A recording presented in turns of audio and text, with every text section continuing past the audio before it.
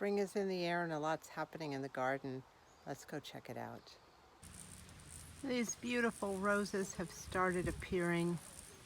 They have a very short season, but they sure are pretty. Suddenly out of nowhere, lilacs.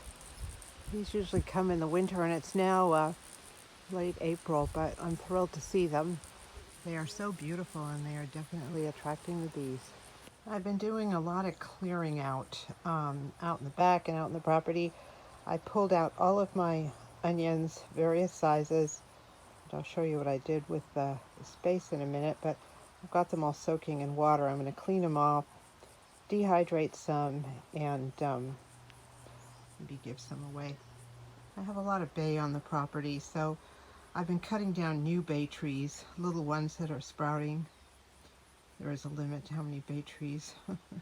These are actually, could be used for cooking. They're California bay, not necessarily Laurel bay. And they're very, they have a wonderful smell. I use them in the pantry for keeping all sorts of little insects out. I dry them, then put them in whatever jar I'm filling with maybe flour or rice or something. I'll pop them in from time to time. So these I was pulling out or cutting off some pieces all down on the property. So I've put them in water right now. I'm going to take them tonight. I'm going to be visiting some friends. I'm going to take some of these branches with me so they can dry them and use them for whatever they want. Now that the weather's gotten better and my horrible messy porch is looking better, I'm able to take some of those plants out, and some plants I took out at the back of my house from the laundry room, and others I've put out more in the full sun. We still have some cold days and at least 1 or 2 more frosts ahead of us, but not as bad as the winter. So it's nice to be out here again, not as crowded with frost cloth and cactuses and all sorts of stuff. Here are many that I've taken off the porch and are now, well, they're under the overhang of the porch, but they're not on the porch. Some of these I'm using to make others, like that huge geranium. I have some geranium cuttings. I'm going to be a little more aggressive now that the weather's better.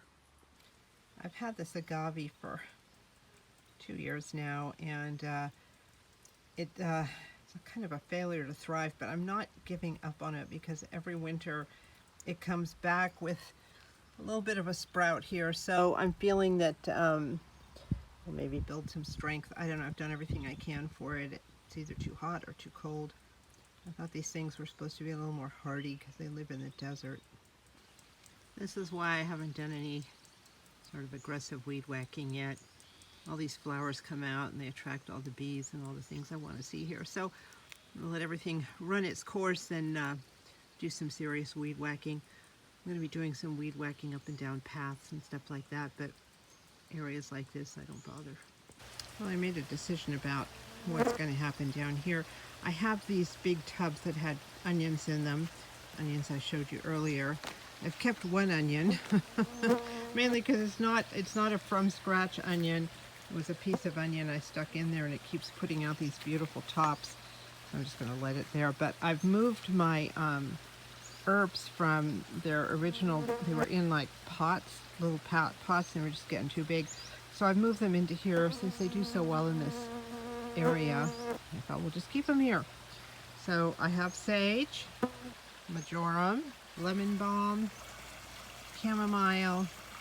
I'm testing this chamomile. I just put all these herbs in yesterday, and this one seems to be bouncing back. Some of them are not bouncing back.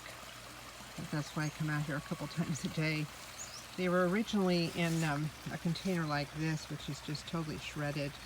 It's a Dollar Tree laundry basket lined with plastic. So I'm testing the first one to see how it goes.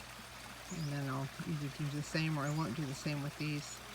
I had transferred this lemon thyme a few months ago, and it's thriving now. Check these little spears out. I got some asparagus plants from Walmart a few weeks ago, and I planted some here and some in another container.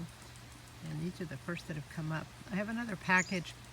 I want to find a place to plant them on the property, not in a container, so I have to put some energy into finding that perfect spot. I'm loving that everything's in bloom. I don't know if you can hear it, but in the background my Neighbors down the road have some goats and they are buying and buying. I think they do 4-H every year. It's really cute. And holy moly, this lantana is coming back.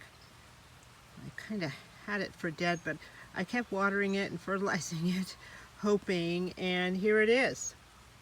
There's also a huge mushroom to the right, which I guess I'll have to deal with, but it's kind of cool looking. The other one is coming back from the dead too, so I'm delighted. I had 3 pots. Even if just 2 of them do that, that's fine. I wanted the lantana to be a permanent part of the landscape out here, but I wasn't willing to do it if it just kept dying, but I guess it's just dying back. As long as it comes back every year, I'll go to the trouble of transplanting it into a bigger container. This one never disappoints. I got this at the clearance rack at Walmart several years ago. It was a wreck. Every year it comes back just beautiful. The chrysanthemum I got from a friend's yard. I just dug up a piece. It's doing amazingly too. Every year it pretty much dies down to sticks and starts coming back, and I get beautiful flowers in the fall. I have 2 of these thornless blackberries here. One here and the other in another part of the garden growing in pots. It's ironic that I'm spending all this time getting rid of the native blackberry, but it doesn't produce real well. It's full of thorns, so I'm hoping that this will produce better. Note the beautiful wild iris that keeps producing too. I'd like to separate these irises. They've been in there a couple of years. I'll have to check into when's a good time to pull some out. I have some of these in the front too. If you know anything about wild irises and when to transplant, please let me know in the comments. I've been really excited about having this area for growing vegetables. As you can see, it gets a lot more sun. I'm excited about going down to the dump and getting some compost. I can top off these, maybe start a couple more, and definitely fill this thing. The refrigerator. I'm open to everything.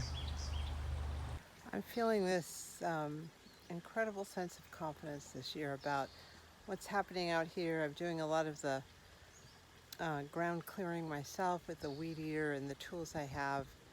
They're not nearly the strength I need, but they're good enough for a lot of the things I want to do, and that's making me feel kind of good.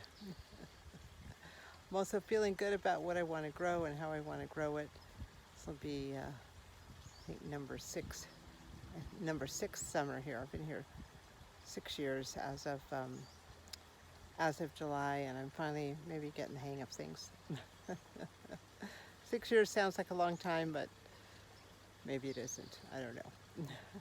Anyway, that's the garden for now. Thank you so much for watching.